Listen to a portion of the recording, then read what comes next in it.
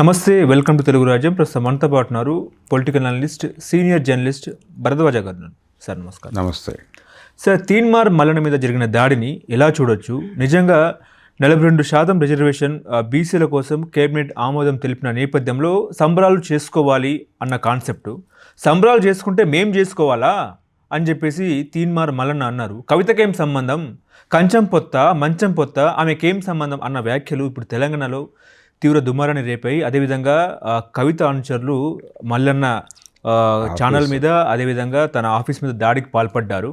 So ఒకరినొకరు విమర్శనాలు సంధించుకున్న నేపథ్యంలో రేపు భవిష్యత్తులో బీసీల కోసం ఒక ప్రత్యేకంగా పార్టీ ఏర్పడే అవకాశం ఉందా? పార్టీ ఏర్పడితే ఎవరు అధ్యక్షులు? అసలు ఓవరాల్గా ఈ ఇష్యూ ఎక్కడి దాకా వెళ్ళే అవకాశం ఉందంటే ఏం చెప్తారు? అంటే కాంగ్రెస్ పార్టీ నుంచి పక్కకి జరిగి ఉన్నాడు ఆయన మల్లన్న. ఈ సందర్భంగా ఆయన కొత్త పార్టీ పెడతారు బీసీల కోసం అనేది ఒకటి నడుస్తున్నటువంటి చర్చ. ఆయన కూడా నర్మగర్భంగా చెప్పాడు ఆ విషయం 2-3 సందర్భాల్లో. అయితే దానికి సంబంధించినటువంటి రూపకల్పన జరుగుతూ ఉండొచ్చు. అది అయిపోయిన తర్వాత కానీ ఆయన ప్రకటించడు.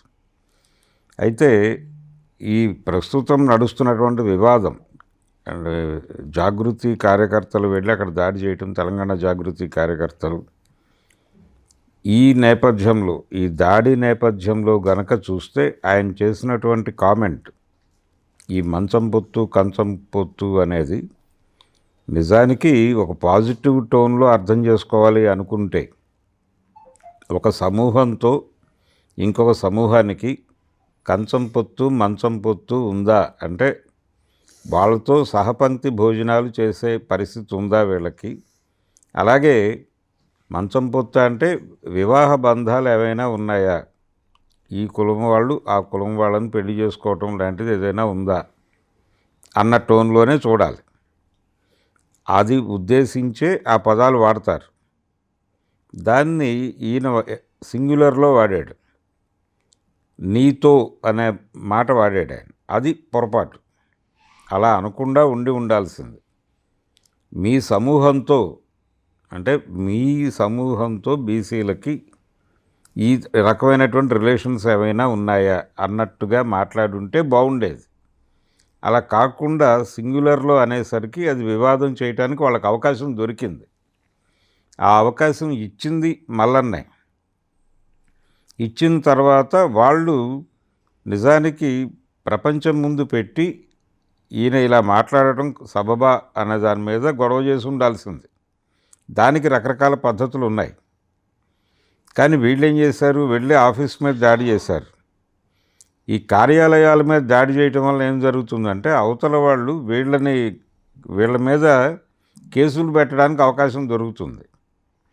అలాంటి అవకాశం ఎందుకు ఇవ్వాలి? ఇప్పుడు అవతల మనిషి తప్పు చేశాడని కదా గొడవ. ఆ తప్పుని ప్రజల్లోకి తీసుకెళ్ళడానికి ఏం చేయాలో అది చేయండి. అలా కాకుండా మీరు వెళ్ళి కొడితే మీరు క్రిమినల్ అవుతారు. మీ మీద కేసు పెడతారు. మీరు అతని మీద కేసు పెట్టండి. అతను అలా మాట్లాడటం సబబు కాదు, అతను పరిధి దాటి మాట్లాడాడు, ఆవిడ స్పేస్లోకి వచ్చి మాట్లాడాడు అని మీరు కేసులు పెట్టండి. ప్రజల్లోకి వెళ్ళి ఎండగట్టండి, గొడవ చేయండి, ధర్నాలు చేయండి, రాస్తారోకాలు చేయండి, ఏదైనా చేయండి. కానీ మీరెళ్ళి దాడి చేయటం వలన అవతల వాళ్ళ చేతుల్లో కూడా ఒక ఆయుధాన్ని మీరే ఇచ్చినట్టు అవుతుంది. ఇది తప్పు. ఇది జరుగుతోంది. మొన్న తెలుగుదేశం పార్టీకి సంబంధించినటువంటి మీడియా సంస్థల మీద దాడి జరిగినప్పుడు కూడా ఇదే తప్పు జరిగింది. వాళ్ళకి అవకాశం కల్పించొద్దు. మీరు ఎవరినైతే టార్గెట్ చేయదలుచుకున్నారో వాళ్ళని జనంలో ఎండగట్టండి, వాళ్ళ మీద లీగల్ ఫైట్ చేయండి. అలాగే పర్సనల్గా వాళ్ళ మీద దాడి చేయండి తప్ప, ఇప్పుడు కార్యాలయాల మీద దాడి చేస్తే అక్కడ చాలామంది గాయపడతారు. ఇప్పుడు మొన్న మహా టీవీ మీద జరిగినటువంటి దాడిలో కూడా అదే జరిగింది. ఎవరెవరో వెహికల్స్ పెట్టుకున్నారు అక్కడ, రకరకాల వేరే పనుల మీద వచ్చిన వాళ్ళ వెహికల్స్ కూడా బద్దలైపోయినాయి. ఒక సినిమా హీరోని వాళ్ళు ఇంటర్వ్యూకి పిలిచారు, ఆయన కారు బయట ఉంది, ఆయన కారు కూడా డ్యామేజ్ అయింది. ఇలా ఎవరి కార్లు ఎవరి వాహనాలు డ్యామేజ్ చేస్తున్నామో కూడా తెలియని ఒక కండిషన్ ఉంటుంది అక్కడ. కాబట్టి ఇలాంటి వాటిని ప్రమోట్ చేయటము, ఇలాంటి వాటిని ఎంకరేజ్ చేయటము కరెక్ట్ కాదు. కాన్స్టిట్యూషనల్గా ఎంత పరిధిలో మీరు పోరాటం చేయొచ్చో అంత పరిధిలోనూ మీరు పోరాటం చేయండి. ఎవరైనా అడ్డుకుంటే గొడవ చేయండి, తప్పు లేదు దానిలో. నిరసన రూపాలకు కూడా ఓ పద్ధతి ఉంది. ఇది కాదు పద్ధతి. ఈ పద్ధతి అనుసరిస్తే చాలా ప్రమాదకరం. కానీ ఒక విషయం అండి ఏంటంటే 42% రిజర్వేషన్ ఇచ్చిన నేపథ్యంలో సంబరాలు చేసుకుంటే కాంగ్రెస్ సంబరాలు చేసుకోవాలి, కానీ కవితకి ఏం సంబంధం? అంటే ఒకటి, మేం చేసిన పోరాటం కూడా ఉంది దీనిలో అని క్లెయిమ్ చేసుకునే ప్రయత్నం చేశారు వారు. దాన్ని మీరు ఎస్టాబ్లిష్ చేసి చెప్పాల. చేసింది మేము కాబట్టి మీకేమిటి సంబంధం, మీరెందుకు క్లెయిమ్, కాంగ్రెస్ పార్టీ అని కూడా కాదు ఈయన ఉద్దేశం. ఇది అన్ని పార్టీల్లో ఉన్నటువంటి బీసీ నాయకుల్ని కలిపి ఒక వేదికగా తయారు చేసి జరిపినటువంటి ఒక పోరాట ఫలితంగా ఇది వచ్చింది అనేది ఒక ఫ్యాక్ట్. దాన్ని మీరు ప్రపంచం దృష్టికి తీసుకెళ్ళడానికి ప్రయత్నం చేయాలి. ఇప్పుడు కాంగ్రెస్ పక్కకు పోయింది, అది స్ట్రీమ్లోకి వెళ్ళింది, మెయిన్లోకి వచ్చేసింది. 2 చర్చలు. ఇప్పుడు తీన్మార్ మల్లన్న ఒక చర్చ, కవిత ఒక చర్చ. ఇచ్చింది కాంగ్రెస్, ఆ చర్చనే లేదు. 2 రోజుల నుంచి ఇదే చర్చ, తీన్మార్ మల్లన్న కవిత తీన్మార్ మల్లన్న. ఆ క్రెడిట్ వీళ్ళకే వచ్చే అవకాశం ఉందేమో. కాంగ్రెస్ పార్టీ క్రెడిట్ కాదు, అది మా క్రెడిటే. మేము ఇచ్చినటువంటి ప్రెజర్ వలన వచ్చినటువంటి ఫలితం అది అనేది చాలా బలంగా చెప్తున్నాడు ఆయన. వరంగల్లో వీళ్ళు సదస్సు పెట్టారు. వరంగల్లో జరిపినటువంటి సదస్సు, దాని తాలూకా ప్రభావం వలన వచ్చినటువంటి నిర్ణయం అది అనే నమ్మకం బలంగా ఉంది. అదే నమ్మకాన్ని ప్రజల్లోకి పంపు చేయడానికి ప్రయత్నం చేస్తున్నాడు ఆయన. అప్పుడు కాంగ్రెస్ ఒప్పుకోవాల్సి వస్తుంది. ఆ సభ తర్వాత జరిగినటువంటి పరిణామం ఇది. కాబట్టి బీసీలకు మేము చేశాము, ఆ ప్రాసెస్లో వచ్చిందే అని క్లెయిమ్ చేసుకునే ప్రయత్నం బీఆర్ఎస్ నుంచి కూడా జరిగింది. ఇప్పుడు ఇంకో కొత్త మాట బయటకు వస్తుంది. కవిత గారు బీఆర్ఎస్ నుంచి బయటకు వచ్చి కాంగ్రెస్కి దగ్గరగా జరిగేటువంటి ఒక కార్యక్రమంలో ఉన్నారు. ఇందులో భాగంగానే ఈ విషయంలోకి ఎంటర్ అయ్యారు ఆవిడ. ఇందులోకి ఎంటర్ అవ్వడం ద్వారా ఇప్పుడు మల్లన్నకి కాంగ్రెస్ పార్టీకి వచ్చినటువంటి గ్యాప్లో ఈవిడ ఎంటర్ అవ్వడం ద్వారా తన ఉనికిని కాంగ్రెస్ పార్టీలో నిరూపించుకునే ప్రయత్నం చేస్తోంది ఆవిడ. ఇది బీఆర్ఎస్కి థ్రెట్ అని. ఇప్పుడు బీఆర్ఎస్ అధికారికంగా దీని మీద స్పందించలేదు, కాంగ్రెస్ పార్టీ అధికారికంగా స్పందించలేదు, వ్యక్తులుగా మాట్లాడుతున్నారు అంతే. మినిస్టర్లు కూడా మాట్లాడుతున్నారు. నిన్న కవితకు సపోర్టివ్ కూడా మాట్లాడారు. ఒక ఆడబిడ్డకు మీరు ఇట్లా మాట్లాడతారని చెప్పేసి కూడా నిన్న పొన్నం ప్రభాకర్ స్టేట్మెంట్ ఇచ్చారు. అవును, అదే అంటే ఇవన్నీ కూడా ఆవిడ కాంగ్రెస్కి దగ్గరగా జరుగుతున్నట్టు ఉంది అని అవతలవాడు మాట్లాడటానికి అవకాశం కల్పించే పద్ధతిలో ఉన్నాయి.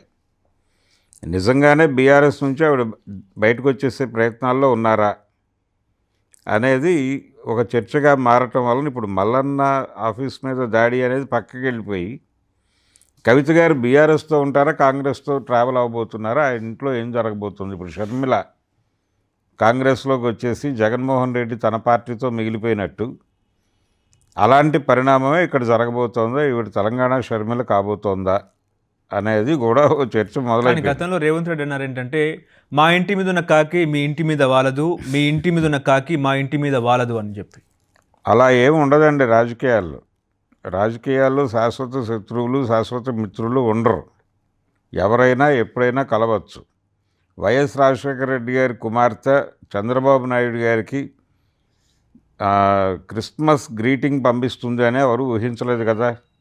అవును, ఆవిడ పంపించారు. అలాంటివి జరుగుతాయి. అందులో భాగంగానే ఇప్పుడు కవిత గారి మీద దాడి గురించి పొన్నం ప్రభాకర్ గారు ప్రకటన చేస్తాడని ఎవరు ఊహించలేదు కదా. అది జరిగింది ఇక్కడ. ఇదే జరిగినప్పుడు ఆవిడ కాంగ్రెస్లోకి వెళ్ళడం గ్యారంటీ ఏముంది? ఆవిడ తెలంగాణ షర్మిల అయ్యే అవకాశాలు ఉన్నాయి అనే వార్తను పూర్తిగా ఎందుకు పక్కన పెట్టేస్తాం మనం? ఇప్పుడు మల్లన్న చేసిన వ్యాఖ్యలు కూడా కేటీఆర్ కానీ హరీష్ రావు కానీ కేసీఆర్ కూడా దీని మీద ఎటువంటి రియాక్షన్ ఇవ్వలేదు, ఖండించలేదు, అసలు దీని మీద పాజిటివ్ కూడా మాట్లాడలేదు వాళ్ళు. ఇప్పుడు అదే చర్చ, ఎందుకు అన్నయ్య బావ తండ్రి సపోర్ట్ లేదా, లేకపోతే ఎందుకు దీని మీద ఎందుకు ఖండించలేదు అన్నట్టు మాట్లాడుతున్నారు. బీఆర్ఎస్ నుంచి ఒక స్థాయి నాయకులందరూ ఖండించారు, మాట్లాడారు దీని మీద. ఇది కరెక్ట్ కాదు, ఆవిడ పర్సనల్ ఏరియాకి వచ్చి మాట్లాడటం కరెక్ట్ కాదు అని. రెండోది, అక్కడికి వెళ్ళి దాడి చేసినటువంటి కార్యకర్తలు బీఆర్ఎస్ పేరు వాడలేదు. మేము తెలంగాణ జాగృతి నుంచి వస్తున్నామని మాత్రమే మాట్లాడారు. కానీ మల్లన్న హైలైట్ చేయలేదంటారా? ఈ దాడి వల్ల మల్లన్న హైలైట్ అవ్వలేదా? మల్లన్న హైలైట్ అవ్వటం వేరు. మల్లన్న హైలైట్ అవ్వటం, ఈ దాడిని ఆయన వినియోగించుకుని ఇంకో స్థాయికి వెళ్ళే ప్రయత్నం చేయటం అవన్నీ జరిగినాయి. కానీ దానికంటే కూడా ఈవిడికి ఉపయోగపడే పద్ధతిలోనే నడిచింది వ్యవహారం అంతా. ఇదంతా స్కెచ్ ఎవరిదంటారు అసలు? ఇప్పుడు ఎవరి స్కెచ్ అయినా కానీ అతను తొందరపాటు మాట మాట్లాడాడు. నీతో అన్నాడు ఆయన. అదేలే, మీతో అనాలి కనీసంగా. ఆ సామెతలన్నీ కూడా కేసీఆర్ క్రియేట్ చేసింది అని చెప్పి మల్లన్న కేసీఆర్ క్రియేట్ చేసింది ఏం కాదు. కేసీఆరే రకరకాల సందర్భాల్లో ఈ సామెతల్ని వాడాడు.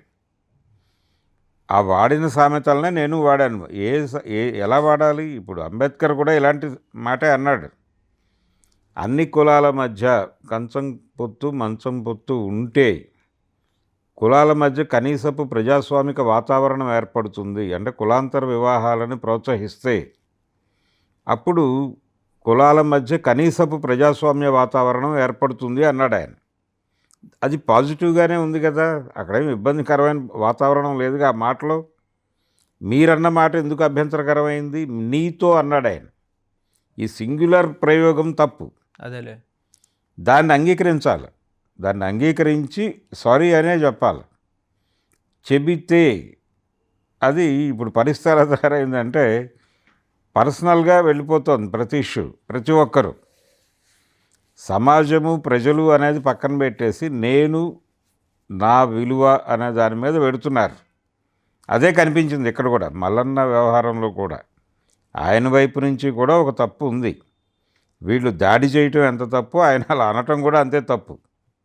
వీటిని మిక్స్ చేసి ఈ రెండింటి మీద మాత్రమే ఎవరు మాట్లాడట్లే, ఇతర అంశాల మీద మాట్లాడుతున్నారు. కాంగ్రెస్ పార్టీ ఓన్ చేసుకోవటం, దీన్ని ఓన్ చేసుకుంటూ మల్లన్న మీద కాంగ్రెస్ పార్టీ మాట్లాడటం. నిన్నటిదాకా కాంగ్రెస్తో ట్రావెల్ అయ్యాడు ఆయన. అవును, కాంగ్రెస్ పార్టీయే అతన్ని ఎమ్మెల్సీని చేసింది. ఇప్పుడు ఆ పార్టీకి మల్లన్నకి మధ్యలో గ్యాప్, కొత్త పార్టీ సస్పెండ్ కూడా అయ్యారు కదండి. మల్లన్నను సస్పెండ్ చేసింది కాంగ్రెస్ పార్టీ. అదేనండి, సస్పెండ్ చేశారు, బయటకు వచ్చేసాడు. వాళ్ళే కదా ఇచ్చింది. ఇప్పుడు ఎమ్మెల్సీ కూడా తీసేస్తారు అనే తీసేయాలి అనే ఒక డిమాండ్ కూడా నడిచింది. కానీ అది సాధ్యం కాదు. అందుకని వదిలేశారు దాన్ని. అయిపోయింది, ఏదో అయిపోయింది. కాబట్టి ఇప్పుడు ఆయన సొంత పార్టీ పెట్టక తప్పని అనివార్యత ఉంది. అవకాశం ఉందా? అనివార్యత ఉంది. ఇప్పుడు కొత్త పార్టీ పెట్టాలనే ఉద్దేశంతోనే కదా ఆ రోజున వరంగల్ సదస్సు ఇవన్నీ ఆర్గనైజ్ చేసింది. అప్పుడేమో రెడ్లు ఉచ్చదాగాలన్నట్టు కూడా మాట్లాడిండు ఆయన. మాట్లాడేటప్పుడు కొంత సంయమనంతో వెళ్ళాలి. మీరు అగ్రెసివ్ స్టేట్మెంట్లు ఇవ్వండి, కానీ అగ్రెసివ్ స్టేట్మెంట్ కూడా మీ మీద తిరిగి దాడి చేసేలాగా ఉండకూడదు. ఆ పద్ధతి మెయింటైన్ చేయకపోతే అనవసరమైన వివాదాలతోనే కాలక్షేపం అయిపోతుంది. చేయాల్సిన పని వెనక్కి వెళ్తుంది. నిజంగా తెలంగాణలో ఇంకో పార్టీకి అవకాశం ఉందా? అది కూడా బీసీల రూపంలో వచ్చే అవకాశం ఉందా అంటే ఏం చెప్తారు? బీసీలు మెజారిటీగా భారతీయ జనతా పార్టీతో ఉన్నారు ఇప్పుడు. చూరా, అన్ని చోట్ల అదే పరిస్థితి. బీసీ ఓట్లు బీజేపీతో ట్రావెల్ అవుతున్నాయి. కాబట్టి ఇక్కడ ప్రత్యేకంగా బీసీల కోసం ఒక ప్రాంతీయ పార్టీ పెట్టే పరిస్థితి ఉందా అంటే అనుమానమే. దానివలన పెద్దగా ప్రయోజనమే ఉండదు. పైగా భారతీయ జనతా పార్టీ తెలంగాణలో పీఠం వేయాలనే ప్రయత్నంలో ఉంది. ఇప్పుడు వాళ్ళకి పునాది కూడా బీసీ ఓట్లే. కాబట్టి బీసీ ఓట్లని అట్రాక్ట్ చేయడానికి ఏం చేయాలనే దాని మీద ఉన్నారు వాళ్ళు. మల్లన్న సొంత పార్టీ పెట్టుకోవచ్చు, కానీ ఏదో పద్ధతిలో అది ఎక్కడో చోట వాళ్ళు లైనప్ చేస్తారు. అది ఈటెల రాజేందర్ ద్వారా జరుగుతుందా, మరొకళ్ళ ద్వారా జరుగుతుందా, ఆ లైన్ చేసేటువంటి ప్రయత్నం అయితే జరుగుతుంది ఖచ్చితంగా. ఇదంతా కేసీఆర్ గమనించుకోవడానికి కూడా మనం అనుకోవద్దు. కేసీఆర్ని కూడా వదిలిపెట్టరు బీజేపీ వాళ్ళు. ఆయన్ని కూడా తన కంట్రోల్లోకి తెచ్చుకుంటారు. కాంగ్రెస్ వ్యతిరేక మహా ఐక్య సంఘటన కట్టే ప్రమాదం ఉంది ఇప్పుడు. మల్లన్నతో పార్టీ పెట్టించడం అనే కార్యక్రమం కూడా వాళ్లే చేసి బీజేపీ వీళ్ళందరినీ కలిపి ఒక మహా ఐక్య సంఘటనగా మార్చి జనసేనని కూడా రంగంలోకి దింపి, ఇక్కడ తెలుగుదేశాన్ని కూడా రంగంలోకి దింపి ఒక మహాకూటమిని ఏర్పాటు చేసి కాంగ్రెస్ వ్యతిరేక ఐక్య సంఘటన కాంగ్రెస్ పరిపాలనని తుదముట్టించాల్సిన అవసరం ఉంది అని ఫోకస్ చేస్తూ ఈ క్యాంపెయినింగ్లో భాగంగా భారతీయ జనతా పార్టీ లీడ్ పొజిషన్లోకి వచ్చి ప్రభుత్వాన్ని ఏర్పాటు చేయటం కోసం ప్రయత్నాలు చేస్తున్నారు వాళ్ళు. ఓకే, అంటే బీసీల పార్టీ వెనుక చంద్రబాబు కూడా ఉండొచ్చు అనుకోవచ్చా? ఎవరైనా అందరినీ పట్టుకొచ్చి ఒక విస్తృతమైనటువంటి కాంపౌండ్ క్రియేట్ చేసే పనిలో భారతీయ జనతా పార్టీ ఉంది. జనసేన ప్రవేశిస్తుంది తెలంగాణలో, తెలుగుదేశం పార్టీ రీఓపెన్ అవుతోంది, బీఆర్ఎస్ని కూడా కలిపేస్తారు దీనిలో. అంటే గతంలో ఒకసారి కాంగ్రెస్ వ్యతిరేక మహాకూటమి చంద్రబాబు నాయుడు డిజైన్ చేశాడు 2009 ఎన్నికల్లో. డిజైన్ చేసి అప్పుడు కేసీఆర్ చాలా రోజుల తర్వాత ఎన్టీఆర్ ట్రస్ట్కి వెళ్ళాడు ఓకే అని ఒక వార్త ఇంట్రెస్టింగ్గా అనిపించింది ప్రపంచానికి. ఇప్పుడు వచ్చే ఎన్నికల టైంకి మళ్ళీ కేసీఆర్ అక్కడికి వెళ్ళే అవకాశం ఉంది, ఎన్టీఆర్ భవన్కి. కాబట్టి మళ్ళీ శత్రువులు మిత్రులు అవుతారు, అయ్యేటువంటి పరిస్థితులు ఉన్నాయి. కానీ ఉప్పు నిప్పు అంటారు కదా సార్, చంద్రబాబు కేసీఆర్ ఉప్పు నిప్పు. అప్పుడు ఉప్పు నిప్పేగా, అంతకుముందు మరి కలిశారుగా, రేపు కలుస్తారు. పైగా కేసీఆర్ కేటీఆర్ అందరూ చంద్రబాబు శిష్యుడు అని మాట్లాడుతున్నటువంటి రేవంత్ రెడ్డికి వ్యతిరేకంగా వీళ్ళిద్దరూ కలిసేటువంటి ప్రమాదం కూడా ఉంది. జరగచ్చు, ఇది స్పెక్యులేషనే, ఇలా జరుగుతుందని నేను చెప్పట్లేదు. జరుగుతున్న పరిణామాలు చూస్తే ఇలా వెళ్ళేటువంటి అవకాశం ఉంది అనిపిస్తోంది. భరద్వాజ్ గారు, శ్రీకాళహస్తి ఇన్సిడెంట్ని ఎట్లా చూస్తారు? జనసేన ఇన్ఛార్జ్ వినీత డ్రైవర్ హత్య అనేది అసలు దానికి కారణం ఏంటి, ఎవరు చేశారు, ఏంటంటే ఏం చెప్తారు? పర్సనల్ రీజన్స్, కొన్ని వీడియోస్ ఏవో అతని దగ్గర ఉన్నాయి అనేదే ప్రధానమైనటువంటి వార్త. ఏది ఉన్నప్పటికీ రిలేషన్స్ బాలేవు అక్కడ. తొందరపాటు అని కాదు, కానీ ఆ మేరకు అతనికి ఆ ప్రవేశాన్ని కల్పించారు వీళ్ళు. కల్పించిన తర్వాత జరిగినటువంటి ప్రమాదం ఇది. అది చంపేయటాన్ని జస్టిఫై చేసుకునేటువంటి ప్రయత్నాల్లోకి వెళ్ళిపోయారు. ఇప్పుడు జస్టిఫై చేసుకుంటున్నారు, కానీ మీరు ఆ మేరకు ఎందుకు అవకాశం కల్పించారు అతనికి అన్న దగ్గర మొదలు పెట్టాలి కదా కథని. మొదలుపెట్టి ఎక్కడో చెడింది, ఆ చెడిన తర్వాత బ్లాక్మెయిలింగ్ ప్రోగ్రాం మొదలైంది. దానికి ముగింపు పలకడం కోసం మీరు అనుసరించిన పద్ధతి చంపటం అనే పద్ధతి కరెక్టా? మీరు ఒక బాధ్యతాయుతమైనటువంటి రాజ్యాంగాన్ని నమ్ముతున్నామని చెప్పినటువంటి ఒక పొలిటికల్ పార్టీకి రిప్రజెంటేటివ్ మీరు ఎలా చంపేస్తారు? మీరు అందులో ఏది ఇప్పుడు ఆ వీడియోస్ అనే మాట ఎందుకు వచ్చింది బయటకు? వీళ్ళ నుంచే కదా బయటకు వచ్చింది. వీడియోస్ బయట పెడతాను అన్నాడంటే దానిలో ఏ కంటెంట్ ఉంటుంది అనే విషయం ప్రపంచానికి తెలుసు. కాబట్టి మీ పర్సనల్ ఈ చంపటం ద్వారా మీరు ఏదైతే దాచిపెట్టాలనుకున్నారో ఆ విషయం కూడా ఓపెన్ అయిపోయింది. ఇవేవి ఓపెన్ కాకుండా అతన్ని బతికి ఉండగానే సెటిల్ చేసేసుకోవచ్చు కదా. ఈ మార్గం ఎందుకు ఎంచుకున్నారు? ఏది కప్పిపెట్టాలనుకున్నారో అది కప్పిపెట్టడం జరగటం లేదు ఇప్పుడు.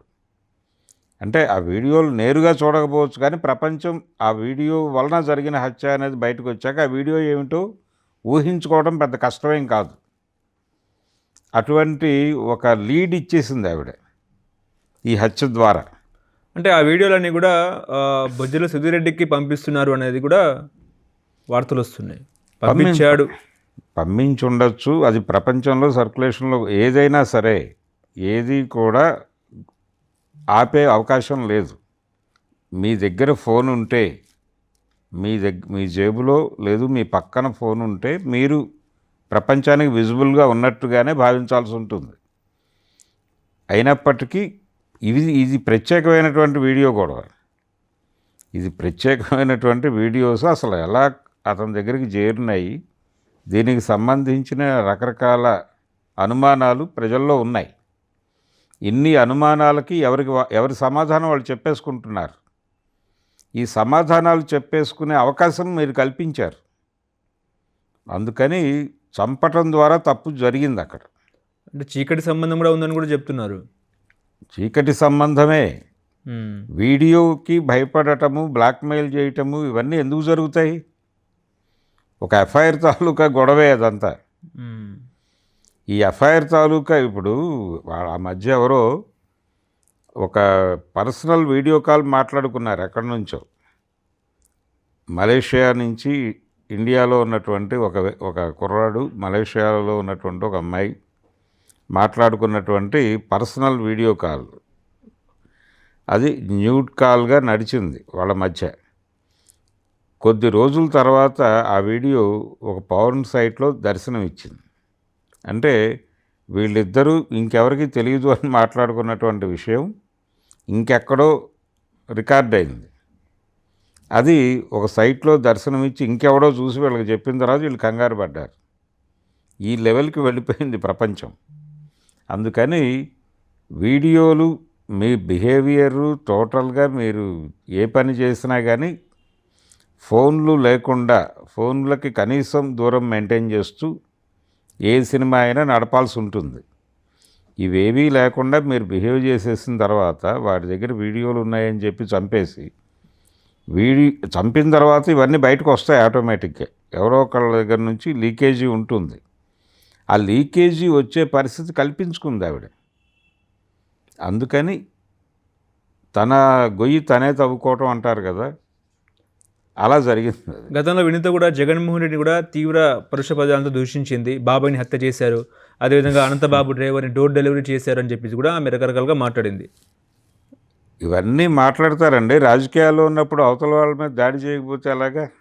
ఇప్పుడు వీళ్ళ మీద కూడా దాడులు మొదలైనాయి కదా, మొదలైనాయి. మీరు ఎలా కావాలంటే అలా వాడేసుకుంటారు, ఇబ్బంది కలిగిస్తే చంపేస్తారు అని మాట్లాడారుగా. అవును, నిన్నే సస్పెండ్ కూడా అయింది ఆమె.